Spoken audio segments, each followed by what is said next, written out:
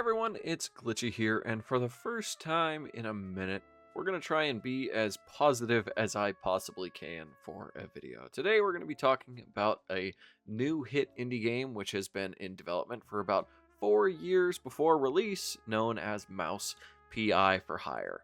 An entirely hand-drawn game in a similar vein of something like Cuphead, but instead of a platformer that will challenge you immensely, this is actually going to be a boomer shooter. So think more like the original Doom or Wolfenstein. So I'm going to be completely honest here, I feel like I have some controversial thoughts on this game, and I hope you guys stick around to see why, but we're going to go through the main path of the game so far, and I'll talk about my thoughts on a lot of different things as they happen. Also, I'm not going to be extremely in-depth on the story, just the basics of what happens throughout the levels, beginning and ending, plus anything I love or hate about the levels as well. So let's get right into it and start out with the first level. Hey everyone, Editing Glitchy here, and I want to be completely honest with you guys. I went off script after writing the intro for this, and I am pretty critical of this game. As much as I wanted to be positive, there are a lot of things that I find to be flawed with this game, so please prepare yourself because it's not as positive as I led to believe it would be. And with that said, enjoy the video. So obviously before we start we need to choose the difficulty of the game, which I decided to go with the hardest difficulty, which I'm not gonna lie, in this game feels like the only real option. But the first level is much more a tutorial with all the basic mechanics in the game, showing you different controls as well as all of the items you'll be encountering all over the game, even letting us have dedicated save stations and having a lock-picking minigame, which right now I need to say this is easily the most basic system in the game right here. I could count on my hands just how many times I failed this, and there are literally hundreds of these in the game. They're usually on doors as well as safes that will let you get a bit of money, which you can use to unlock collectibles. But getting back to the story, it seems we're chasing someone, which is going to make a lot more sense later in the game, since this level also ends up being the last level in the game, which doesn't really feel like it makes a lot of sense since we only have one weapon right now, so you'd expect the game to take away your weapons later, right? Yeah, well, we'll get to that near the end of the video. But as we're chasing this guy, you really start to get a good feeling of the combat so far, and a few of the enemies as well, which at the moment, it doesn't feel horribly complicated and feels really good. I actually really like the starting weapon in this game. It almost feels like a much more reliable pistol than something like the Doom pistol, with a bunch of upgrades you can get as well. It can even hold up near end of the game enemies, but the level ends with us falling out of the ship that we're on, and we get to start at the actual beginning of the story, which we get a beautiful narration from the talented Troy Baker from The Last of Us fame. But our MC, Jack Pepper, explains how most of his cases as a PI go, where he gets a call from someone to investigate, and his friend, who's a journalist, gets first dibs on the story. This job felt strange to him, though, and he meets her on the site to start the job. She explains that a literal magician disappeared in the middle of their performance, and she thinks he got kidnapped. It's funny because Jack and the magician Steve Mandel are actually old friends from a war that parallels the real-life World War I. And we get to investigate, and we find the address of his assistant before a shit ton of mobsters decide to swarm the theater we're in, and our entire way over to the address we found, going through subways and tunnels before finding myself in the presence of a lady who's been cut in half. This was the assistant, and she has no idea where Steve went, which she points us to the stage designer who's currently sitting at the Opera House. But first we need to make a stop at Jack's office, which also serves as a hub for a lot of useful things and some side activities. One of them being a card game which is based off of baseball, as well as a store which you can get collectibles as well as ammo from. There's also a way to get upgrades, but that isn't unlocked until a little bit later. But inside of Jack's office, you have the clue board, which serves as the main way to unlock the new levels after you get enough clues in the game. It also is the main way the story gets portrayed to us, besides the stuff that happens inside of the levels. But going to the Opera House also shows us the map of the game, which is easily one of my favorite parts of Mouse PI for Hire. Getting to see the carefully crafted world of Mouseburg and the love that went into it, it almost feels like an interactive version of the progression screen in Doom. But getting to the Opera House, we find the stage designer after blowing up some walls and killing plenty of mobsters, and the guy says that the mob is planning on assassinating a mayoral candidate, and now it's our job to stop the mob. In doing so, I finally get my hands on the shotgun, which unfortunately, this game commits the cardinal sin of not having the shotgun basically be an instant kill on any low rank enemies until the very end of the game if you decide to upgrade it enough. And even near the end of the game, it doesn't feel that great. On top of that annoyance, the game also introduces the most deadly enemy in the game, being the snipers, who teleport whenever you get close and take and deal an unfathomable amount of damage. And almost every single one of the deaths in this game is due to their unreal projectile speed as well as their damage, either killing me outright or making it so everything else can kill me much easier. We also get our first movement ability in this game during this level, being the double jump, which is the only movement ability you'll be using frequently enough to care about. And after this, you get to fight a boss that you can just cheese by jumping on top of this invisible box, since melee enemies in this game can't really get to you if you're above them, and the Opera House burns down because of us, and we get the hell out of there and meet with the candidate whose name is Stilton back at the office. He gives us a lead on Steve telling us about a secret lab that he had underneath his mansion, so that leads us to finding our next enemy faction, being the Cultists, which unfortunately there really isn't anything special about them since for the most part all of the enemy types in this game are simple skins of other enemies. All the melee enemies do the exact same damage, all the shotgunners are the same, even the riflemen.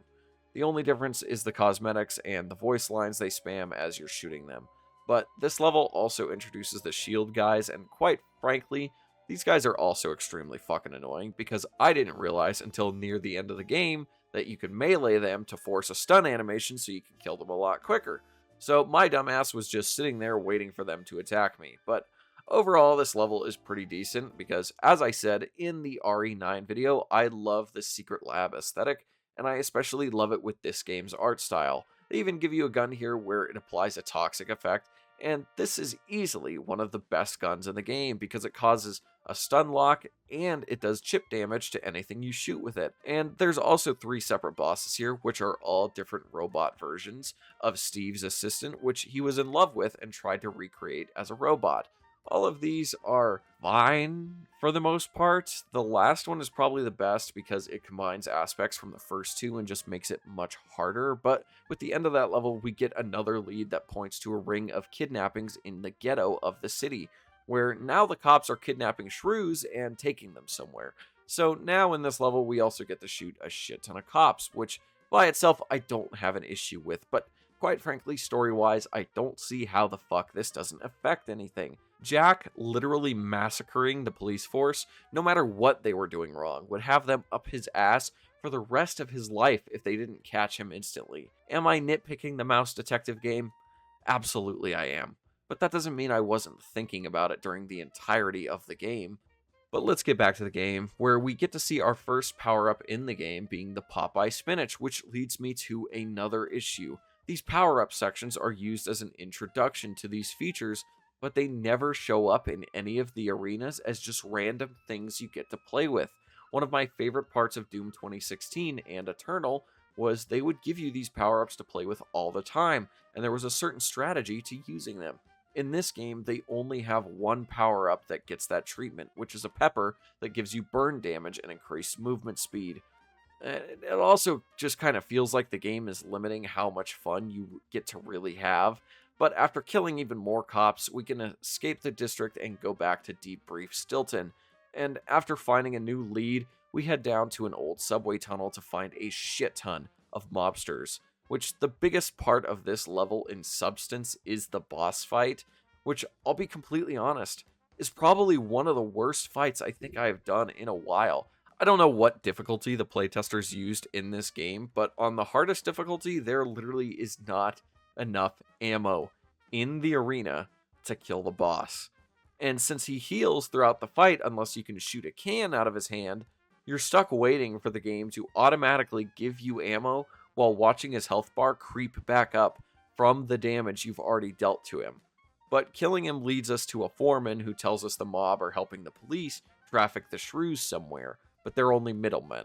But after killing some enemies, we get to leave the subway and we get back to the office, and someone else introduces a new lead for the murder of the assistant, which leads us to Tinsel Avenue, which is basically Hollywood in Mouseburg. There genuinely isn't much to this level besides story. We get a couple leads and also another movement ability, which you don't use as often unless it's scripted, which leads me to a larger problem across the game. There doesn't really feel like a huge reason to play a lot of this besides the story at this point. The variety of gameplay you have already seen at this point is basically all there is throughout the entire game. You will be fighting the exact same enemies the entire time, and even the weapons you get are either not useful at all or offer very little unless you go out of your way to upgrade them. New enemies are usually just spongier versions of other enemies you have already killed hundreds of, and what are genuinely new don't feel unique enough to warrant a mention at all. What do you want me to talk about? How there are new flying enemies that act as the riflemen but in the sky? Or how the shotgunners should be lethal at close range but are actually one of the weakest enemies in the game? Even getting the Tommy gun didn't really entice me, but I will say by the end of the game it was probably my most used weapon, since it kills everything the quickest after you upgrade it all the way. There's barely any arena variety since it feels like the spaces are made to accommodate the story and not the actual gameplay. Enemies get stuck on things all the time because it's obvious the artists didn't work with the programmers on how enemies would be moving through the levels, which it's not like the AI for the enemies is phenomenal either, since even if they could take a straight line to you, they'd rather go around the world to get to you.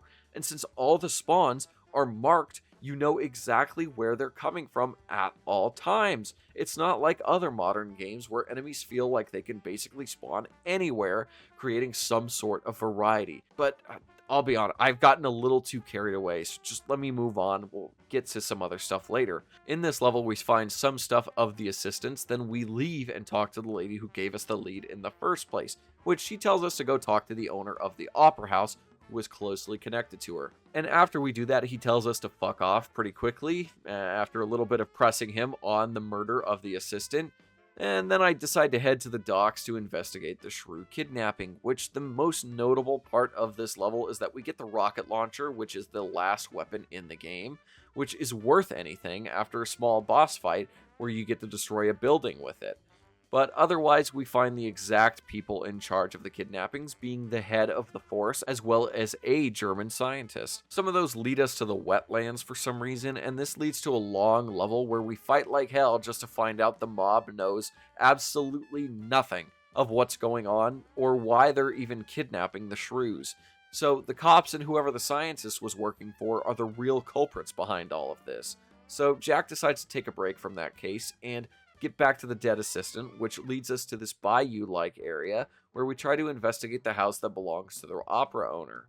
This area also introduces us to the old shrew who acts as a sort of fortune teller, which, to my knowledge, I genuinely don't think any of her lines mean absolutely anything to the main story. Maybe I wasn't thinking too hard and I'm open to corrections, but she usually just foreshadows shit you'll see in like the next 5 minutes of the level. And she also gives you a double-barrel shotgun. And I don't know if you remember what I said after the rocket launcher, but that was the last gun in the game that does anything for you. This gun sucks such unbelievable ass that I genuinely almost never used it in the entire game. Even after upgrading it, it doesn't do any damage. It barely has any ammo, and most importantly, is the second time the developers fucked up a shotgun in this game. Fool this man! This level has some okay moments like collecting dead wives' rings to force this guy to not guard the mansion that we want to enter, which if we murder this guy anyway by doing this, why don't we just shoot his ass on the doorstep of the house? But after that, we find the opera owner's daughter in the house, and she turns out to be a shrew. And then after we find her, we get an ominous phone call that lets us know the owner of the opera house has just been killed. So next step is to go investigate the crime scene, and we find it at the circus that is in town, which apparently there was another lead that wanted us to go here. But this level, once again, has nothing truly notable besides another movement ability, which barely gets used, which is wall running. And the most interesting part of this level is near the end, which makes you find tickets so you can access the end, which has a boss fight with a sniper, which, if you couldn't tell from what I said earlier about snipers in this game, isn't my favorite. But story-wise, the sniper killed some of the people in the trafficking ring to keep us from getting information, and only stopped because his hourly rate was up. And he also tells us he has a bookkeeper, which somehow becomes a lead. And I'm not going to lie, at this point, I'm kind of lost on the story. So, keeping up with that lead, we somehow end up in a city inside the sewers where the shrews live, which there's a whole lot of the mob, and there's a gladiator arena, and a wild goose chase for some valves to stop the city from flooding. And I don't even know what I fucking got out of this level besides finding a magician's cape. Jack says it's all getting pieced together, but I genuinely don't understand how. I'm kind of losing my fucking mind here when it comes to the story. Like, everything is somehow making sense, but the story isn't telling me how it's making sense, even when the story is unfolding right in front of my face. But after all of this, we head back to the office, and we obtained a ticket that will let us onto a ferry that is hosting a party with a bunch of high-class people in the city. So we go there to hopefully find the head of the police force, and maybe find some more leads. Also, there are plenty more levels available to me at this point, but I don't even remember what leads led me to getting them. And I'm only telling you that just to show you how lost I truly am right now. I can't even talk about the gameplay in each level because there isn't anything new at this point. I haven't gotten a new gun in who knows how long. And I can barely tell the enemies apart anymore because the variety, once again, is just different costumes. What's even worse is that sometimes they blend together the factions so you don't even know who you're really fighting half the time. Like, why are the cultists and the mob in the same level? Why are the cultists and the cops together? The only one that makes sense is the cops and the mob, but even then, they shouldn't be together anymore because earlier in the story, the cops ended up killing the leader of the mob. They could have done something interesting with that and had the mobs do some infighting, which has been a thing in boomer shooters since Doom in the fucking 80s, but nope. So at this point, we're in the home stretch of the game, tying up all of our loose ends, and I've got plenty of options for where to go next, so I decided to go back to Tinsel Avenue to find the bookkeeper, where he tells us too much and you spend the entirety of the level chasing him before he gets smashed with a piano. I was going to say cartoonishly before that, but, you know, the game is a fucking cartoon. But on his body, we find a huge receipt for his services, which basically outlines that it wasn't the mob that had the assistant killed, but it was actually the one who put us onto the case in the first place. And she did the same for the guy who owned the opera too. So, story-wise, why would she hire anyone to deal with this anyway? She went to what I assume is the only good private investigator in the entire city and asked him to solve the case where she is the guilty one? What was the point of this entire fucking storyline? I assume she was the one on the other side of the ominous phone call earlier too. So is this all a how easily can I self-incriminate challenge? She escapes when we confront her and we get a whole other mission, but we'll get to that later. Next, I head to the swamp since it's on the way to the ferry mission, and honestly, I have nothing to add here. This is the most fever dream-ass level in the game, and it doesn't really make sense, so I won't even try to explain it. But the ferry level is just a whole lot of build-up to a boss fight with the head of the police, where you have to use an anti-air cannons to shoot him out of the sky in his plane, which was actually pretty fun. It doesn't really feel challenging, but yeah, it's all right for the most part. And after that, we find out the murderer lady is back at Tinsel Avenue, and she's trying to run away from the city. So we go there, and that's a little strange. I don't know if I like this. It's probably the most unique part of the game, if we're being honest, though. Really cool nonetheless, but after hitting some switches and killing enemies, we get to the boss fight with Chick's partner in crime, and this entire fight is almost completely pointless. And am I saying this just because I got salty that I lost this fight once since it resets health and doesn't give you any for the second phase where it's a strict fist fight? No. No, I am not.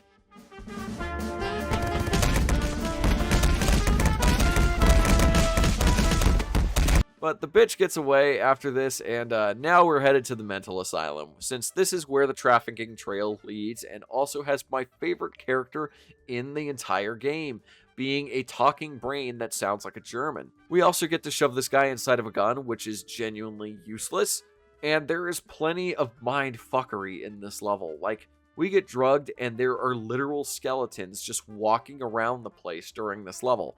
That's not even mentioning the fact that we get to go through a portal that is a bunch of abstract images, and we get to go to literal hell, all in an attempt to find Steve. There's a few references to Doom here, like an enemy that kinda looks like a cacodemon, as well as a chainsaw that feels extremely useless. Like, seriously, it barely works and uses ammo instead of just being infinite.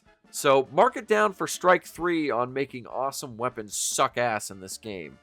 And at the end of this level, we get a boss fight against Steve, and after he finally comes to his senses, he tells us he spent all of his money after his assistant died to create a portal to this dimension to escape the mob after he realized he didn't want to help traffic the shrews anymore. So with that, we get to wrap up the case, finally, and that's almost it. Really, we just need to wrap up the last of the guys rounding up the shrews. So, the last guy is inside a submarine near the docks, and this level is also pretty decently unique. We get to build a diving suit and then go underwater to invade the submarine to start the boss fight. But the boss fight, let me tell you, is easily the worst in the game so far. The boss non-stop spams the same voice lines over and over again, while you aren't even really shooting at him. You're just destroying turrets around the submarine, and the last second he comes out of his hidey hole and tries to jump you. After this, we finally get to sleep after resolving all the issues with the shrews and the murders and Steve.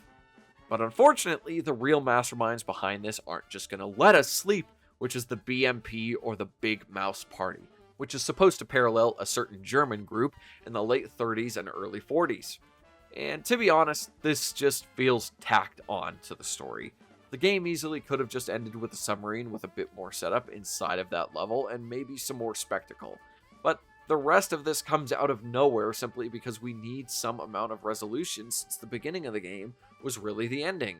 So now we have this huge climactic moment where the office gets bombed as well as the whole neighborhood. And we get a boss fight with the sniper guy again, and then we get to escape. With all of the evidence destroyed, Steve actually talks to us one last time and tells us he has a recording of the BMP leader confessing to all the crimes. So basically, the entire game was pointless, because we could have just went to Steve's mansion and found the tape if we looked hard enough. So now we get into the last level, which has us exposing the leader of the BMP as the ringleader of the entire shrew trafficking ring. So this is where we get led into the beginning of the game, with the guy running away after making our way through the same level from the beginning, which by the way, they don't take away any of my weapons, so technically it's wrong. But genuinely, I don't know how to feel about this level. On one hand, I played most of it before. On another hand, it doesn't really feel as good as I thought it would. Even the boss fight is just kind of okay. It mostly just makes you avoid lasers, and you have an arena fight with infinite ammo at the very end. This marks the genuine end of the game, and honestly, I just need to get my closing thoughts out of the way. I need to be completely honest. I was pretty damn harsh on this game the entire time I was reviewing it, but that is only because I had some pretty damn high hopes after all this fucking time of waiting for this game to come out. The game looks absolutely gorgeous, the music is absolutely phenomenal, and quite frankly, the game is actually fun. Just the way I've been explaining it to myself, that it isn't capital F fun, it's just lowercase f fun. The game has so much potential, but I feel like you don't have enough enemy types for how long the game is. Like with games like Doom 2016 and even the original Doom, they would limit the types of enemies you would see so that you wouldn't get tired of fighting them. In Doom 2016 and Eternal, you'd have entire arenas dedicated to the enemies you'd be fighting. So it would complement the gameplay and would force you to think about how you could get around the enemies and kill them in a much more effective way.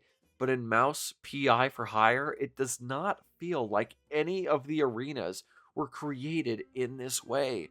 Most of them just feel like set pieces that just so happen to have enemies in them instead of an arena that centers around the fight. The weapons as well, being basically useless besides 4 of them, also doesn't really help the game feel amazing. The main shotgun, after all of its upgrades, as well as the Tommy gun and the thinner gun, are the only weapons that feel generally useful. The rocket launcher, even though I only used it during the boss fight, did a shit ton of damage, and dynamite doesn't even feel that great, especially since I'm used to a game like Blood where dynamite is a weapon you always use, and it feels like a very obvious reference in this game down to the animation.